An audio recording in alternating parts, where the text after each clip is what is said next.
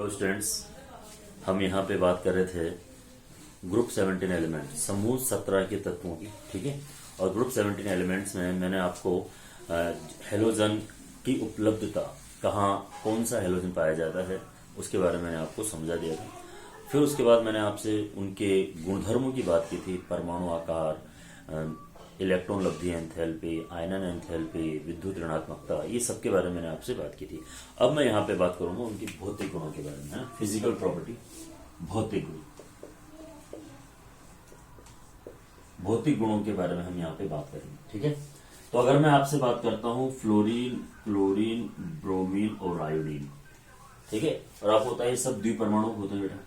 ठीक है, तो फ्लोरीन और क्लोरीन दोनों की दोनों क्या होती है बेटा, गैस होती है। ब्रोमीन जो है ये लिक्विड होता है, द्रव होता है, और आयोडीन जो है ये ठोस सॉलिड होता है। ठीक है, फिर अगर हम यहाँ पे बात करेंगे इनके गुणधर्म में रंग की, तो ये सब के सब होते हैं रंगहीन, कलरलेस होते हैं। लेकिन अल्ट्रावायलेट लाइट, पराबैंगनी प्रकाश के अवशोषण के कारण या इनके रिक्त डी कक्षक में इलेक्ट्रॉनों के आवागमन के कारण ये प्रकाश की वेवलेंथ या तरंग घेरे का इमिशन करते हैं, उत्सर्जन करते हैं। इस कारण से ये जो फ्लोरीन है, ठीक है, ये तो होता है हल्का पीला, क्लोरीन पीला, हरा वाला पीला, हरित पीला बोलते हैं इसको ना। ब्रोमीन होता है लाल, ठीक है, और आयोडीन होता है बैंगनी। और हम सब इनके प्रैक्टिकल भी करते हैं। हमारे प्रैक्टिकल के अंदर है क्लोराइड आयन है, ब्रोमाइड आयन है, आयोडाइड आयन है, तो उसमें अपन देखते हैं तो ये हल्के से ये जो कलर है ये हमें दिखाई देते हैं। ये हरा रंग लिए हुए ये पीला होता है, ये ब्राउन रेडिश होता है, रेड नहीं होता, ब्राउन वाला रेडिश, भूरा लाल होता है। और ये तो वैसे ही दिख जाता है जैसे हम टेस्ट ट्यूब के अंदर कंसंट्रेट H2SO4 डालते हैं तो बैंगनी रंग की वाष्प निकलती है, तो ये इसके कलर कॉम्बिनेशन है। ठीक है, अगर हम यहाँ पे आपसे आगे की बात यहाँ पे करें तो क्लोरीन, फ्लोरीन और क्लोरीन जो है ये जल में विलय है, और ब्रोमीन और आयोडीन जो है ये जल में अविलय होते हैं, किंतु कार्बनिक विलायकों में ये विलय होते हैं, सॉल्युबल होते हैं। अच्छा, एक चीज और आपको ध्यान से देखना है यहाँ पे, ये जो आयनन एंथैल्पी, अगर बंद वियोजन एंथैल्पी की हम यहाँ पे बात करते हैं तो वर्ग में ऊपर से नीचे आने पर बंद वियोजन एंथैल्पी का मान क्या है, घटता है। तो इन द केस मैंने कल भी इस टॉपिक पे चर्चा की थी, तो फ्लोरीन के आयनन एंथैल्पी का मान ज्यादा होना चाहिए क्लोरीन से, लेकिन ऐसा नहीं होता है। ये क्वेश्चन भी है आपका कि फ्लोरीन के आयनन एंथैल्पी का मान क्लोरीन के आयनन एंथैल्पी से कम होता है। मतलब ऐसा क्यों होता है, क्योंकि ये देखिए बेटा कि फ्लोरीन और फ्लोरीन ये कोवलेंट बॉन्ड है, आउटर मोस्ट में कितने इलेक्ट्रॉन होते हैं, 7, तो कितने इलेक्ट्रॉन बच गए, 6 इलेक्ट्रॉन, मतलब 3 लोन पेयर बच गए। ये 3 लोन पेयर इसके पास है और ये 3 लोन पेयर इसके पास। ठीक है, आकार छोटा है, बंद लंबाई कम है, तो यहाँ लोन पेयर रिपल्शन है। लोन पेयर रिपल्शन ज्यादा होने के कारण ये बॉन्ड आसानी से ब्रेक हो जाता है, और बॉन्ड अगर आसानी से ब्रेक हो जाएगा तो इसकी बंद फ्यूजन एंथैल्पी का मान कम होगा अपेक्षाकृत क्लोरीन की। ठीक है, तो यहाँ पे लोन पेयर रिपल्शन ज्यादा हो जाता है, इसलिए इसकी बंद फ्यूजन एंथैल्पी का मान जो है वो कम होता है क्लोरीन से। ये क्वेश्चन बहुत से कंपटीशन में भी आ चुका है, पिछले साल भी आया था, आरबीएससी बोर्ड के अंदर आया था।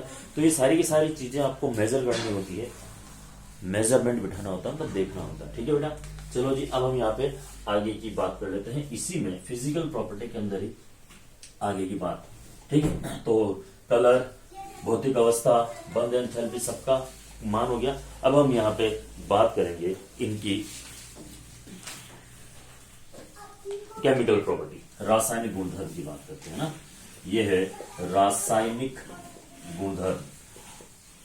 रासायनिक गुण के अंदर पहला पॉइंट है मेरे पास ऑक्सीकरण अवस्था। इनका ऑक्सीकरण स्टेट या ऑक्सीकरण अवस्था, अगर हम यहाँ पे बात करें ऑक्सीजन स्टेट की, तो ऑक्सीडेशन स्टेट के अंदर ये इनका जो नॉर्मल इलेक्ट्रॉनिक कॉन्फ़िगरेशन है ये है NH2 और NP5। तो इनको ऑक्टेट कंप्लीट करने के लिए एक इलेक्ट्रॉन गेन करते हैं, इसलिए सामान्यतः इनकी ऑक्सीकरण अवस्था -1 होती है। ठीक है, लेकिन इसके अलावा फ्लोरीन को छोड़कर क्लोरीन, ब्रोमीन, आयोडीन +1, +3, +5 और +7 ऑक्सीकरण अवस्था भी दर्शाते हैं। ये चीज समझना अपने लिए जरूरी है और मैं इसी के बारे में आपसे थोड़ा विस्तार पूर्वक यहाँ चर्चा करूंगा कि ऐसा क्यों होता है। ठीक है, अब देखिए मैं किसी भी एक हेलोजन का इलेक्ट्रॉनिक कॉन्फ़िगरेशन यहाँ पे समझा देता हूँ। ठीक है, चलो जी, मैंने सपोज कीजिए यहाँ पे ये क्लोरीन ले लिया। क्लोरीन का एटॉमिक नंबर 17 है। ये 1s2 2s2 2p6 3s2 3p5 और 3p है, तो तीसरा कोश है तो 3d वहां पे होगा ही होगा। ठीक है, बेसिक सी यहाँ पे बात है। तो अब मैं यहाँ पे इसकी ग्राउंड स्टेज आर्द्र अवस्था की बात कर लेता हूं। तो आर्द्र अवस्था में 3s के अंदर 3p के अंदर और अब ये 3d के अंदर। आपको पता है p के अंदर 3 कोश होते हैं, d के अंदर 5 कोश होता है बेटा। ठीक है, इसके अंदर 2 इलेक्ट्रॉन है, इसके अंदर 1 2 3 4 और ये 5 है।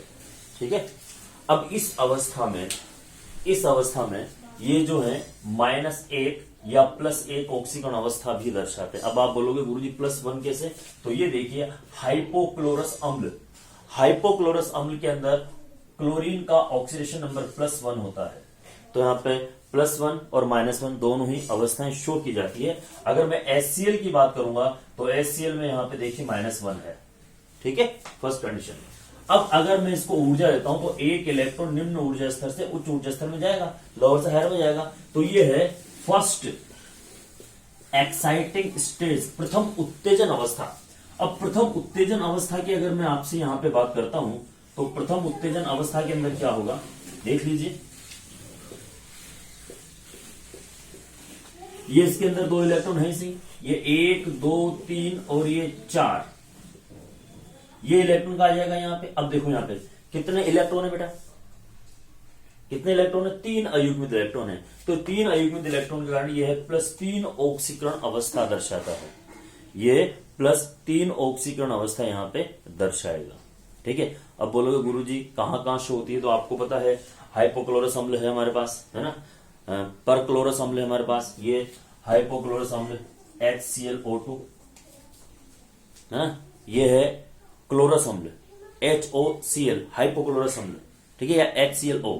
तो यहां पे आप देख लीजिए +3 ऑक्सीकरण अवस्था, या फिर अंतर हेलोजन देख लीजिए बहुत सारे। ये देखो ClF3 देख लीजिए, यहाँ पे Cl का ऑक्सीडेशन नंबर क्या है? +3 है, प्रथम उत्तेजन अवस्था का। ठीक है, अब हम यहाँ पे दूसरा बना देते हैं सेकेंड एक्साइटिंग स्टेज, द्वितीय उत्तेजन अवस्था।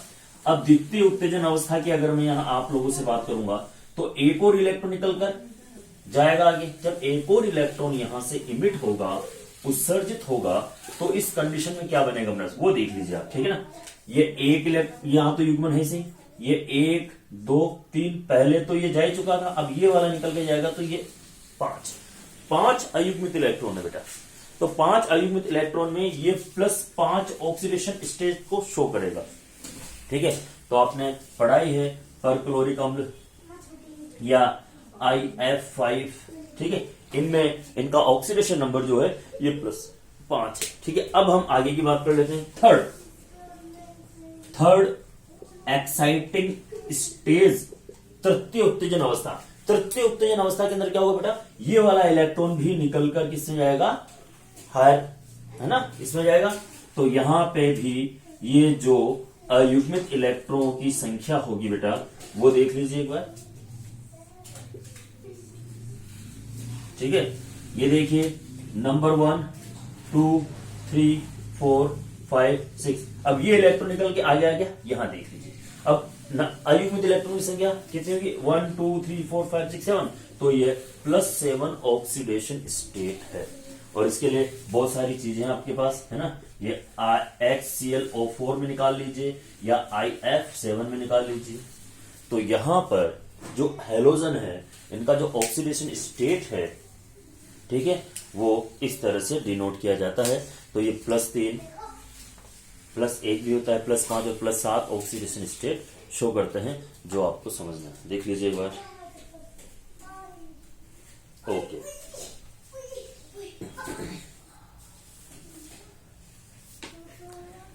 देखो जितने भी हेलोजन है ये स्ट्रॉन्ग ऑक्सीडाइजिंग एजेंट होते हैं, प्रबल ऑक्सीकारक होते हैं। क्यों? क्योंकि इनकी आदत है इलेक्ट्रॉन लेने की। ठीक है, तो इलेक्ट्रॉन लेंगे तो इलेक्ट्रॉन ग्रहण करता है तो उसका क्या होता है अपचयन, और जो जिसका अपचयन होता है वो खुद प्रबल ऑक्सीकारक होता है। इलेक्ट्रॉन का त्यागना ऑक्सीकरण होता है और जिसका ऑक्सीकरण होता है वो खुद अपचायक होता है। ठीक है, बात में आ रही है मेरी आप लोगों को, है ना।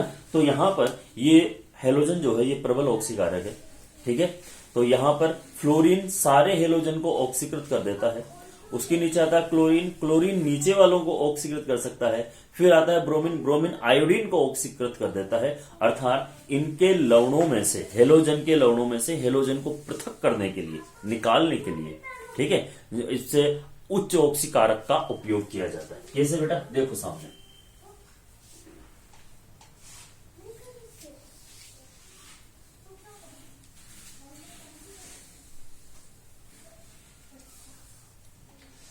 ये सबके सब एलिमेंट्स है, फ्लोरीन, क्लोरीन, ब्रोमीन। तो अगर मुझे इस KCl KBr में से ब्रोमीन को निकालना है तो क्या करें? इसका रिएक्शन करवा दो इससे अधिक ऑक्सीकारक क्लोरीन से। ठीक है, तो ये क्या करेगा बेटा? देखिए, ये ब्रोमीन को हटा देगा। ठीक है, और यहां पे क्या बन जाएगा? 2KCl।